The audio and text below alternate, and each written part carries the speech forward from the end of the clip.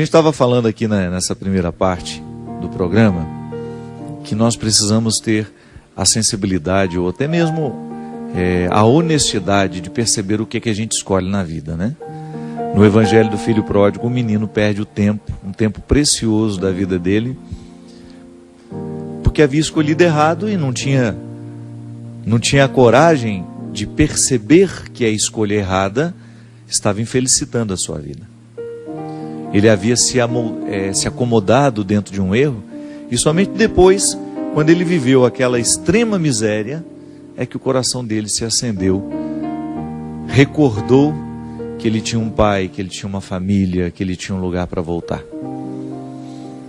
É sempre muito interessante quando nós tomamos consciência do erro que estamos cometendo e a coragem que a gente tem de dar um passo na direção da mudança. Vamos atender aqui as pessoas que nos escrevem, são muitas, graças a Deus. A gente tem a oportunidade de ver por onde a gente vai, os frutos do programa Direção Espiritual, e toda vez que você partilha a sua vida, a gente tem a oportunidade de falar a muitos corações que estão vivendo a mesma dor, o mesmo conflito que você vive. Padre Fábio, eu tenho 24 anos, vivo em uma família muito religiosa, diariamente participo da igreja, rezo muito, tenho fé, mas tenho um problema que antes não me afetava tanto quanto agora. Sou um desastre quando o assunto é relacionamentos. Todos os meus relacionamentos até hoje, padre, foram rasos e eu sempre saio muito ferida deles. Sou muito intensa e sofro muito por isso. Meu último início de relacionamento, eu me apeguei muito ao rapaz, muito mais do que ele a mim. E isso está me doendo muito agora. Terminamos de uma forma muito conturbada e ouvi dele muitas ofensas que me machucaram muito. Mas por falta de amor próprio, eu não consigo seguir em frente e sigo esperando que ele me procure, acompanhado de um pedido de desculpas. O seu aniversário se aproxima e eu nem sei se devo parabenizá-lo ou não. Padre, gostaria muito de um conselho seu, uma direção espiritual, porque meu coração já está cansado e só de pensar em conhecer outra pessoa, começar tudo de novo desde o início, já me desanima. Desde o início. Desculpa, o que devo fazer?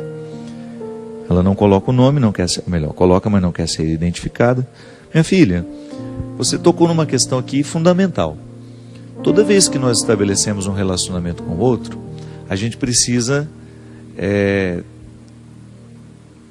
ter consciência de que a relação com o outro só é boa a partir do momento em que a relação que a gente tem com a gente já está suficientemente estabelecida. É o conceito de pessoa que a gente trabalha no livro Quem Me Roubou de Mim, que eu escrevi justamente sobre essas questões de relacionamento, de pessoas que sofrem muito. Conceito de pessoa inspirado pela antropologia cristã, judaico-cristã, nos diz que a pessoa é aquela que tem a posse de si. Em outras palavras mais simples, né? É aquela que se possui, que é dona de si. É aquela que já conseguiu conhecer-se o suficiente, já tomou posse de si. E porque tomou posse de si, pode se dispor ao outro, pode se oferecer ao outro. O grande problema é que nós estabelecemos relacionamentos sem antes ter feito esse dever de casa. E na posse de si, a gente precisa viver a experiência do amor próprio. Quem não se ama vai ter muita dificuldade de sentir-se amada pelo outro, ou então até mesmo de amar. Você está dizendo aqui que você é intensa demais.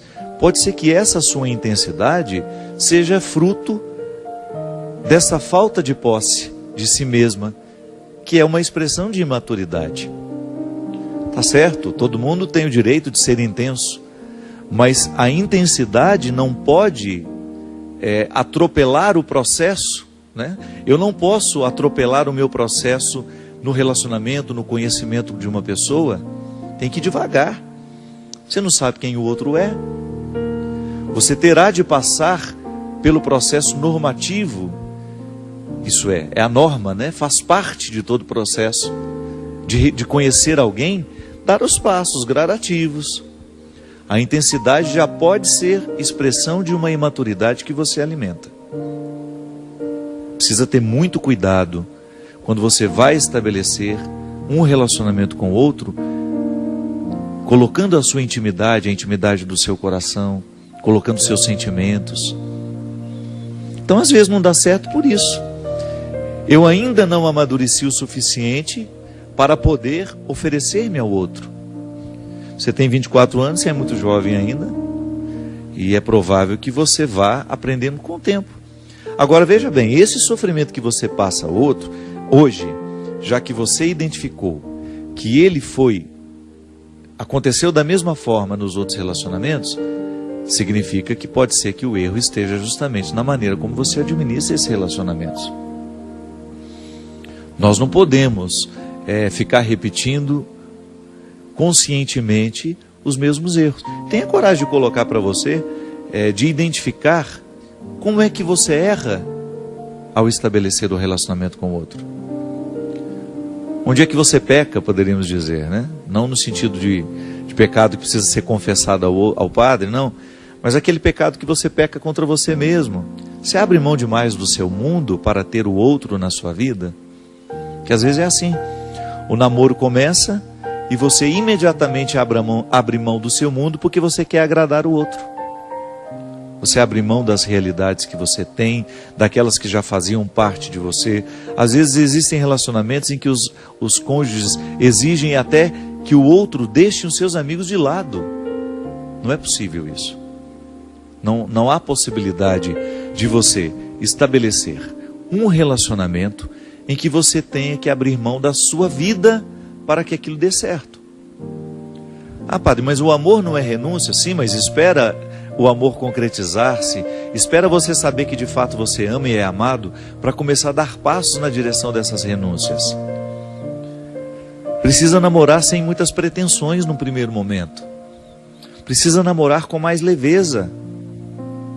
Não abra totalmente o seu coração para alguém que acabou de chegar. Você não sabe se isso vai valer a pena. Não quebre a sua intimidade só para ter a garantia de que o outro vai ficar. Não. O amor, ele dá é muito mais fácil você encontrar um relacionamento em que você se sinta amada quando você não espera tanto por ele, quando você não cria tantas expectativas, né? Olha, você já está idealizando até o retorno do rapaz. Já está esperando que ele chegue com uma mala de desculpas, né? Para poder recomeçar com você. Isso aqui já é expectativa que você não tem o direito de alimentar. E outra, namoro. O namoro, ele é um ensaio do casamento. Quando você namora, você fica vendo aquilo que pode dar certo e aquilo que não, e aquilo que tem tudo para dar errado. Por isso que ele precisa ter a liberdade de terminar, né? Mas é isso aí, minha filha, faça um investimento em você. Leia esse livro aqui, eu acho que vai te ajudar. Se você não tiver tido a oportunidade de conhecer esse livro, Quem Me Roubou de Mim, é uma leitura que eu acho que pode ser positiva para todo mundo que passa a dificuldade de amar demais ou de amar de menos e de não ser capaz de estabelecer vínculos duradouros. Aliás, essa é uma característica dos nossos dias, né? É impressionante como os vínculos são cada vez mais transitórios. Nós temos dificuldade de fazer com que um relacionamento quebre aquela primeira barreira da superficialidade, que ele fique fecundo. E não é só namoro, não. Até um relacionamento de amizade passa por esse risco. Como é difícil a gente alimentar uma amizade profunda. Por quê? Primeiro porque os ambientes que a gente frequenta nem sempre nos proporcionam uma conversa que nos faz ficar amigos. É sempre tudo muito conturbado, sempre todo mundo muito distraído com os celulares e cada um estabelecendo conversas paralelas. Você está conversando com uma pessoa, ela está ali digitando coisas no celular dela e prestando atenção em você ao mesmo tempo. Então nós somos muito superficiais, estamos vivendo de maneira muito superficiais. É natural que os nossos relacionamentos também entrem pela mesma perspectiva, né? Não é possível a gente criar vínculos fecundos com tanta superficialidade. É uma mudança de vida mesmo. Passa pelo conceito de conversão. Interessante, né? A conversão que Jesus nos propõe é justamente a gente ir cada vez mais tomando posse do nosso coração. É um movimento de profundidade, veja bem. É um movimento que faz com que a gente tenha uma busca interior que nunca vai terminar. A superficialidade tem fim, a profundidade não. Quando você opta por viver uma busca de amadurecimento, por exemplo, como essa menina aqui, por que os meus relacionamentos não dão certo? É preciso investigar-se. Não dá para ir fazendo esse rolo compressor apenas dando a desculpa para si mesmo e para os outros. Eu tenho dificuldade de amar e ser amada. Eu tenho dificuldade de ser fiel. A pessoa nunca toca de fato o cerne das questões. Porque ninguém é assim por acaso. Algum motivo ali precisa ser descoberto, ser investigado, para que a gente tenha condições de mexer nele. Aristóteles, um filósofo clássico, dizia que a vida só vale a pena ser vivida à medida em que ela é refletida. Aquele que não reflete a vida que vive, aquele que não reflete a experiência pessoal, diária, nós podemos chamar até isso de exame de consciência, né? Faz uma leitura cristã disso. O que é o exame de consciência? Aquela oportunidade que a gente tem de voltar os olhos para o nosso jeito de viver, para a vida que nós estamos escolhendo, e aí você ter coragem de ser o seu juiz, de ter coragem de fazer uma interpretação se está sendo justo ou não aquilo que você estabelece para você. Qual é o papel do juiz? A jurisdição é justamente olhar para a realidade, para as partes que compõem aquela realidade e identificar se é justa ou não aquela relação que as partes estão estabelecendo. Eu preciso fazer isso todo dia comigo, você também. Olhar para as escolhas que você faz na sua vida, para o tratamento que você se oferece e saber se você está sendo justo. Muitas vezes nós não chegamos à resposta que essa menina aqui precisa chegar. Por que que meus relacionamentos são tão vazios? Por que que mesmo ela sendo uma pessoa boa, uma pessoa religiosa, por que que apesar de todos esses valores que ela tem, que ela enumera aqui no início, tem uma boa família, pratica uma religião de maneira saudável, é estudiosa, por que que com ela alguma coisa está dando errado? Talvez falte estabelecer esse juízo. Investigar-se com mais propriedade. E quando o assunto é relacionamento, gente, a primeira coisa que nós precisamos colocar no tribunal é o tanto que a gente se ama.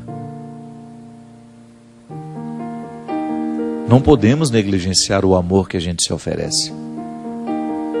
Que boicote é esse?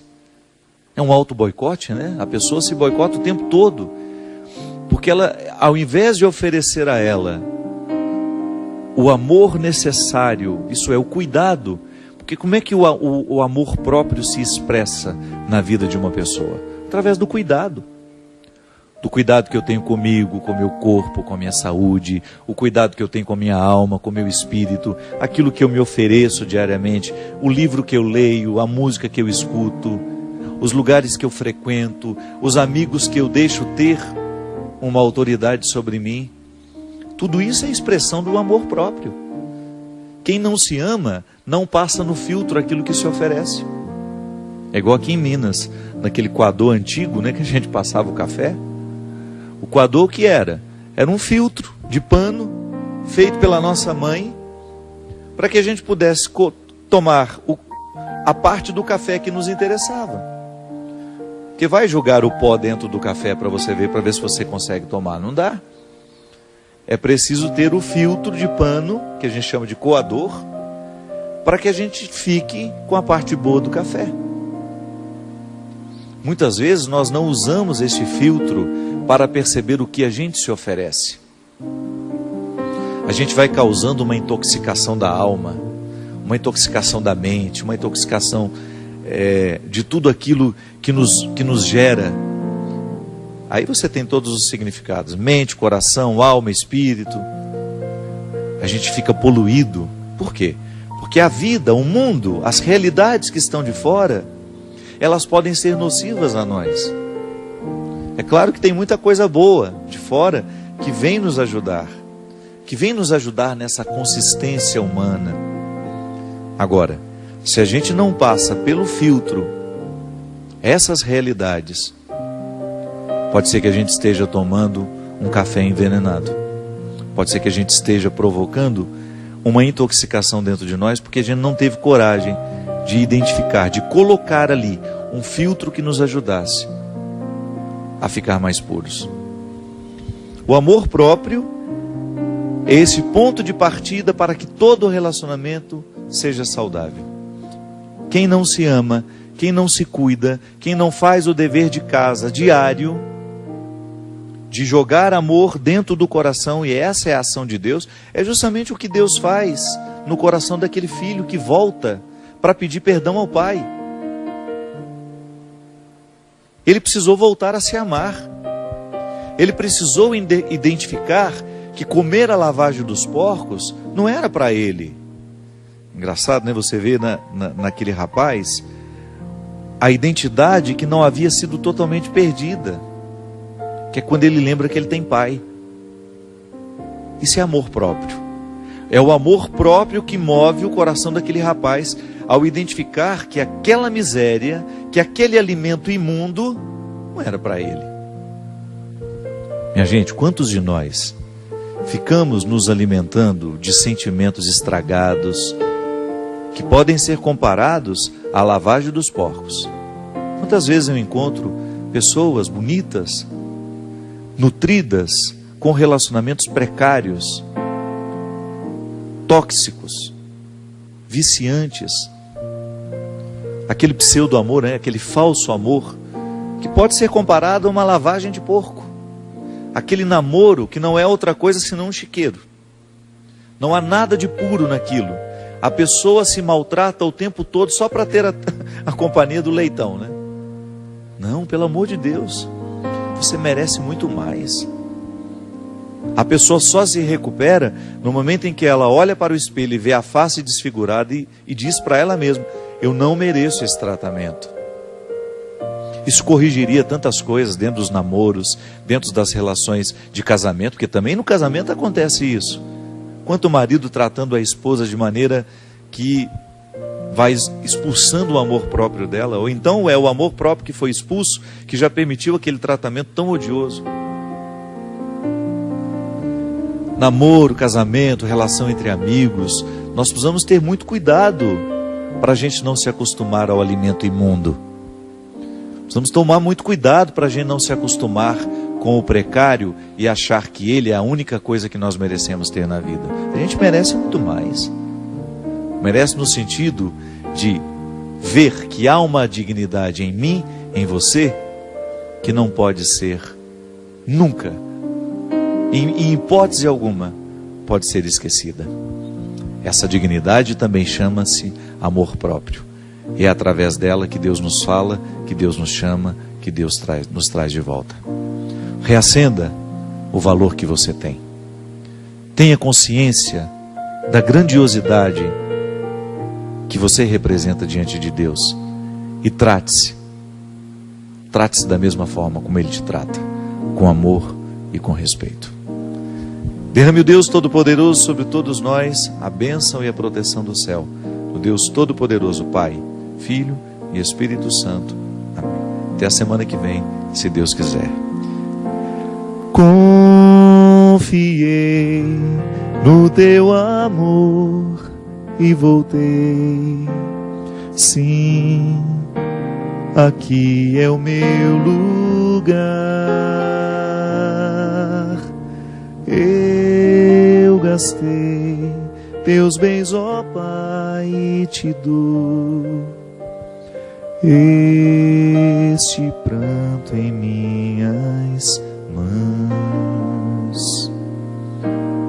nem deixaste-me falar. Na ingratidão morreu no abraço mal que eu fiz. Festa, roupa nova, anel, sandália aos pés, voltei à vida, eu sou feliz.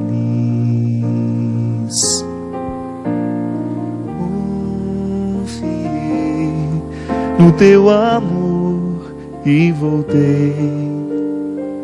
Sim, aqui é o meu lugar.